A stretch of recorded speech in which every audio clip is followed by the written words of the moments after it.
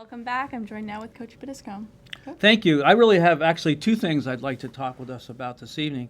The first is really about the successful spring season we're having at Wesleyan. One never knows when teams come back from spring break and spring vacation how the rest of the season is going to transpire. And as I've walked around on the weekends from venue to venue looking at the teams and really been so impressed with the progress we've made, and particularly in a couple sports. Start off with the baseball team. And, the thing I think that's really struck me is the different personality among the different teams and what's really attributed to their success.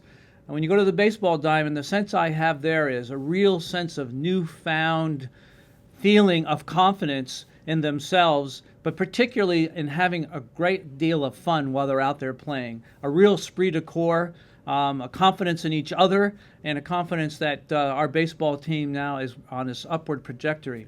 When you go over to the softball diamond, there's a real different kind of sense about their commitment. They are really dedicated. They are sure of themselves, but really focused on each contest and moving forward throughout the season. And you can sense that. And I think the reason that they have that sense of confidence and really focus is that they had such a terrific run during their southern swing where they played teams which many of them are some of the stronger teams that will have played this year. So to go up against NESCAC opponents for them is not the challenge it might be for some other teams. In talking with our crew coaches, what I really have been impressed with is how they've surprised a lot of teams in New England. Particularly our women's team, over the years has struggled some sense, and now they've found themselves a new identity. And that identity has really spurred their training as well as their competitive success. The men's team, actually, I'm pretty surprised by how well they've done. And they really, I think, you never know how the 8 people in the boat, along with the coxswain, are going to mold each year as a really cohesive unit. And I think that's been their success, that they feel they're rowing so well together. And of course, we've just heard from a member of our tennis team, which is on the upward swing under new coaching of Mike Freed, and we're expecting even better things from them as the years progress. So it's really been a pleasant surprise for me to be able to have a real sense of the different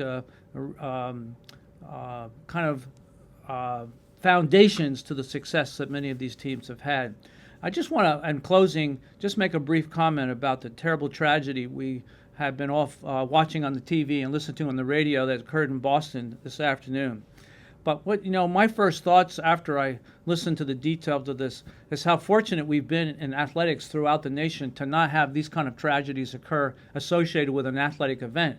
As you go into any stadium, of course, there's security measures, but it would be so easy for someone to come into a huge stadium or to an athletic venue with an explosive device and cause chaos and tremendous injuries. And I think we have to be grateful that, in fact, that so many of our athletic events have been not marred by this kind of tragedy and this kind of ruthlessness by some either deranged people or from ruthless terrorists. So, but we'll have to just know that whenever these things happen, just like 9/11, the rules will change. The rules will change about how athletic events are conducted because we'll all feel, particularly at the big-time pro level, Division I level, that we have to be on guard, unfortunately. So I think we'll be noticing some significant changes when it comes to security at athletic events.